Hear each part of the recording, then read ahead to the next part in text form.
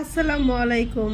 প্রিয় 18তম নিবন্ধন ভাই বা বঞ্চিত সহযোদ্ধারা, সবাইকে বলতে চাই আমরা কিন্তু আন্দোলন করে অনেকটা দূর এগিয়ে এসেছি।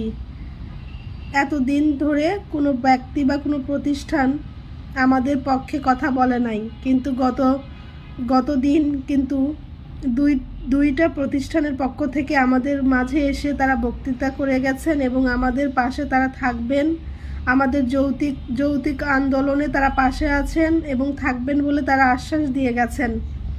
আমরা এনসিপিতে নক করেছি, তারাও বলেছে আন্দোলনের কোনো বিকল্প নাই, আপনাদের বিষয়টা আমরা জেনেছি, আপনারা আন্দোলন চালিয়ে যান, আমরা আপনাদের পাশে আছি। আমরা আজকে এনটিআরসির ঊর্ধ্বতন মহলের সাথে কথা বলার সুযোগ পেয়েছিলাম। তারা অনেকটাই কিন্তু শিথিল হয়েছে এবং তারা তাদের যে ভুল হয়েছিল সেটা কিন্তু তারা স্বীকার করেছে। তাই আমি সবাইকে অনুরোধ করব, এটা আমাদের একেবারে পিক সময়, আমাদের সবাইকেই মাঠে থাকতে হবে, তাহলে সবাই সনদ নিয়ে ফিরতে পারবো। নয়তো দেখা যাচ্ছে যারা শুধু আন্দোলনে রয়েছে তারাই সনদ পেয়ে বাড়ি ফিরতেছে, তখন কিন্তু আর আপনারা আমাদের দোষারোপ করতে পারবেন না।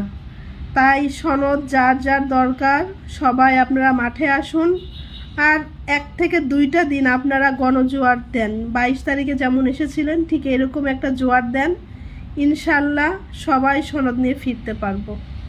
সবাই কাল চলে আসেন, আমরা একটা ভালো ফলাফল পেতে চলেছি, খুব শীঘ্রই পেতে চলেছি।